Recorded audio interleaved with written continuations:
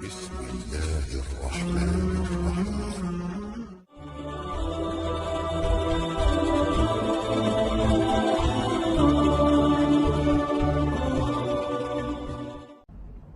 Lalu kemudian diasuh oleh irtahala bihi Abu Talib, dibawa oleh pamannya bernama Abu Talib.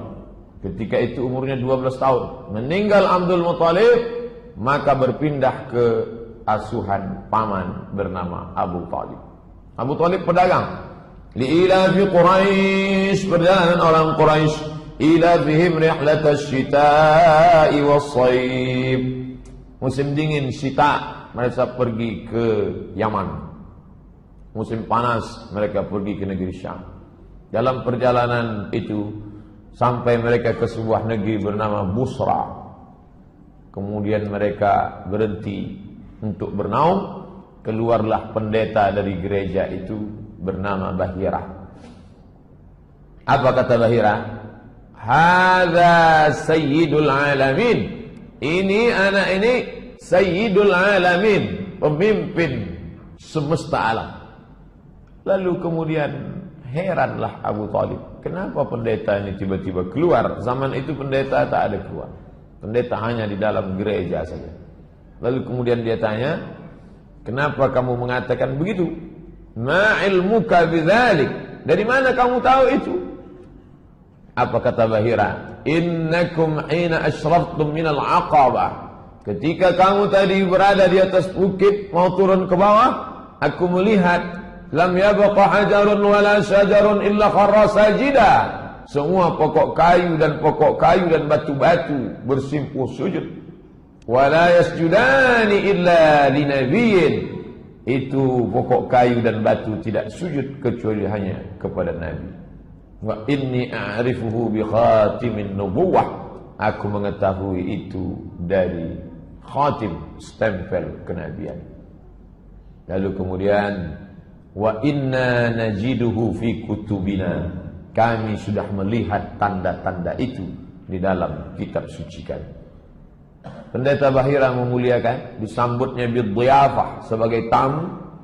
Lalu kemudian sa'ala Abu Talibin ayyaruddahu. Hai Abu Talib, antarkanlah anak ini pulang ke Makkah.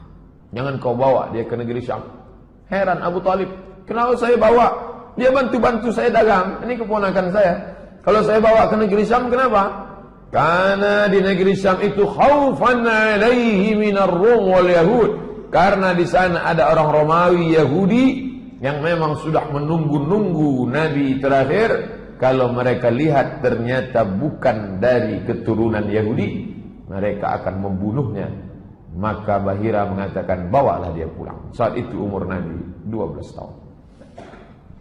Masuk umur 20. Pada ketika dia berumur 20, maka pada saat itu terjadi perang besar di sebuah pasar bernama Uqas, pasar Uqas. Perang antara Kinanah dan Quraisy. Suku besar, darah biru Quraisy berperang dengan Kinanah di pasar Uqas. Penyebabnya, salah seorang suku Kinanah membunuh 3 orang suku Qais. Maka disebut perang Al-Fijar karena mereka melanggar larangan perang di bulan haram. Nabi SAW ikut perang itu, menyiapkan anak panah untuk paman-pamannya. Anak panah yang panjang, di pangkalnya diberi bulu ayam, ujungnya diberi timah besi, seperti kita kemarin Sabtu Senin. Nabi SAW menyiapkan itu. Inilah perang pertama yang diikuti Nabi SAW dengan pamannya. Pekerjaan Nabi sehari-hari, Nabi mengembalakan kambing Bani Sa'ad. Bani Sa'ad suku yang besar, kambing mereka banyak, dan Nabi SAW mengembalakan kambing-kambing itu. Dan kemudian setelah itu Nabi berdagang bernama Sa'ib bin Abi Sa'ib Al-Makhzumi. Nabi tidak punya barang dagangan. Barang dagangan milik orang, pemodal, orang kaya, dibawakan. Dagang ke Yaman, pergi ke negeri Syam. Negeri Syam itu sekarang sudah menjadi 4 negara. Suriah, Lebanon, Palestina, Yordania.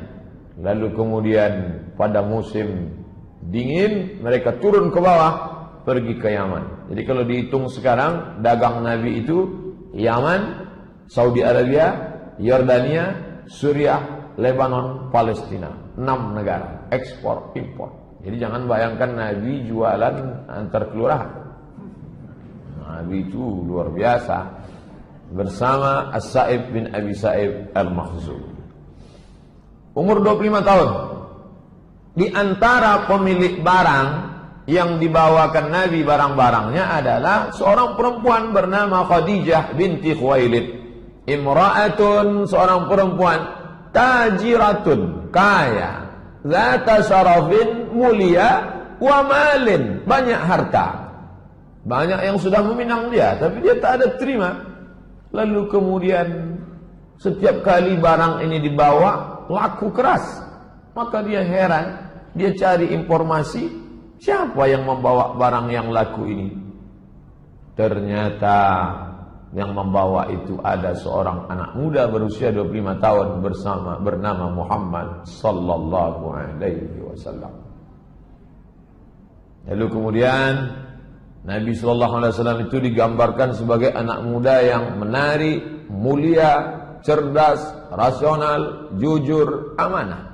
Jadi kalau ada anak muda sekarang begini sifatnya, inilah umat Muhammad SAW. Jadi kalau dia lesu, bawaannya mau mati aja, mandi malas, bangun jam 9 pagi, itu bukan umat Muhammad SAW.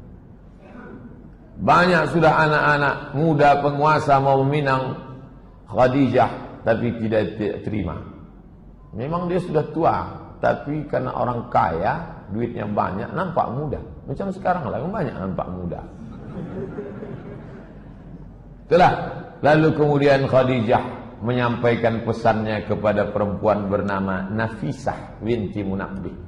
Nafisah, tolong kau sampaikan ke Muhammad, kalau dia mau, aku mau menikah dengan dia. Ini dalil perempuan kalau nampak laki-laki itu soleh, jangan sia-siakan. Karena orang baik tak datang 2 kali.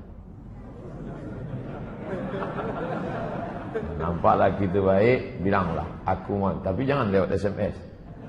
Lewat SMS nanti tunjukkannya ke orang lain. Tengok. Maka kemudian kata Nafisah, Muhammad SAW nin Khadijah. Maka Nabi pun setuju. Tapi Nabi tak langsung datang, paman-pamannya. Paman-pamannya banyak meminang Khadijah. Pernikahan dihadiri oleh Bani Hashim. Muhammad, anak Abdul Muttalib, anak Hashim. Seluruh cucu-cucu Hashim datang. Dan para pembesar Mudhar, maharnya 20 ekor onta. 1 ekor onta paling murah 30 juta, kali 20 sama dengan 600 juta. 600 juta itu 3 biji eras. Jadi jangan bayangkan Nabi Muhammad itu miskin, susah, melarat. Itu Nabi, bukan Muhammad yang saya kenal. Itu Muhammad yang dari Kulim, yang dari Panam. Muhammad sallallahu alaihi wasallam, ngalam ini kita lihat bagaimana dia menikah. Ishruna bakarah, 20 ekor. Nabi Muhammad sallallahu alaihi wasallam monogami, 1 istri bersama Khadijah. Anak-anaknya yang pertama Al-Qasim, maka dia dipanggil ya Abul Qasim, Abu Qasim, Bapak Qasim, Muhammad. Yang kedua Zainab, Ruqayyah, Ummu Kulthum, Fatimah yang menikah dengan Sayyidina Ali. Setelah Fatimah lahir lagi anak laki-laki namanya Abdullah. Itu yang dipanggil dengan Thayyib dan Tahir. Semua meninggal ketika Nabi masih hidup kecuali Fatimah. 6 bulan sesudah Nabi meninggal barulah meninggal Fatimah. Umur tubuh 35 tahun. 10 tahun sesudah itu terjadi renovasi Ka'bah. Jadi renovasi Ka'bah, orang Arab ni hobi berkelahi. Berkelahilah mereka tentang siapa yang paling layak meletakkan Hajar Aswad. Konflik 4 hari dalam masalah meletakkan Hajar Aswad. Abu Umayyah Ibn al-Mughirah Al-Makhzumi punya ide. Bagaimana idenya? Siapa yang pertama kali masuk masjid, maka dialah yang meletakkan Hajar Aswad. Kita tunggu. Jangan kelahi, calling down, tenang dulu. Besok pagi kita tengok siapa yang pertama kali masuk, dia. Besok pagi ketika kepala suku sudah mengintai, yang datang pertama kali adalah Muhammad sallallahu alaihi wasallam. Tapi Nabi bijaksana luar biasa. Ketika mereka memanggil dia, umur 35 tahun, lebih tua lagi saya. Ustaz berapa? Lebih lah 35. Ketika Nabi SAW masuk, dipanggil mereka, Muhammad sini, kami sudah sepakat, siapa yang pertama kali masuk, kaulah meletakkan Hajar Aswad. Nabi bijaksana. Dimintanya kain panjang, diletakkan Hajar Aswad di tengah, diminta ni kepala-kepala suku, pegang ujung, pegang. Artinya dia melibatkan orang banyak, sehingga kepala-kepala suku itu tidak merasa diremehkan. Kalau kita lah yang mengalami ini mungkin, Ustaz Somad, Ustaz yang masang, aku yang masang ya. Minggir. Tapi Nabi dari muda memang sudah bijaksana. Merangkul bukan memukul, mengajak bukan mengejek. Ayo, datuk-datuk, nenek mama, sadonyo sama kita, ayo kita pasang. Kalian pegang ujung kain, biar aku pegang. Hilanglah perkelahian. Nabi SAW. Jadi fase kehidupannya, lahir 40 tahun jadi Rasul, 3 tahun pertama dakwah rahasia, diam-diam. Setelah itu hijrah, wafat. Ini yang akan kita kaji ini secara utuh. Kita sudah berjalan 35 menjelang 40. Azan Isya berbunyi, kita harus break, kita lanjutkan. Sampai jam berapa nih selesai Pak Ustaz? Ikuti aja lah. Umur 38 tahun, umur 39 tahun, umur 40 tahun. Ada apa? Setiap datang bulan Ramadan sudah ada Pak Ustaz, bulannya ada, puasanya belum. Muharram, Safar, Rabiul Awal, Rabiul Akhir, bulan itu sudah ada, tapi ibadah yang mengisinya belum ada. Nah, pada bulan Ramadan Nabi naik ke atas. Namanya Jabal Nur. Di atas ada Ghar Hira. Nabi naik ke Gua Hira pada waktu malam. Jangan bayangkan Nabi siang malam, siang tak bisa, panas luar biasa. Nabi di atas malam. Habis itu turun. Umur 38 sekali, 1 bulan total. Turun lagi. Umur 39 naik lagi dia ke atas. Tak ada kejadian apa-apa. Umur 40 barulah terjadi kejadian yang luar biasa. Bagaimana? Tiba-tiba ada makhluk yang dia tidak tahu entah apa namanya. Makhluk itu kemudian memeluk dia erat, mengatakan, "Iqra, baca." Kata dia, "Ma'ana biqari." Aku tak bisa membaca. Ma'ana biqari. Aku tak bisa membaca. Apa yang mesti ku baca? Sampai 3 kali. Sampai akhirnya makhluk itu membaca, "Iqra bismi rabbikal ladzi khalaqa. Khalaqal insana min 'alaqin. Iqra wa rabbukal akramul ladzi 'allama bil qalam. 'Allamal insana ma lam ya'lam." Turun Nabi dalam keadaan menggigil ketakutan, lalu kemudian zammiluni, selimuti aku. Lalu kemudian Khadijah menyelimuti dia. Dia cerita tentang ini, Khadijah menenangkan dia. Itu bukan apa-apa, tidak mungkin, karena engkau orangnya baik, menyambung silaturahim.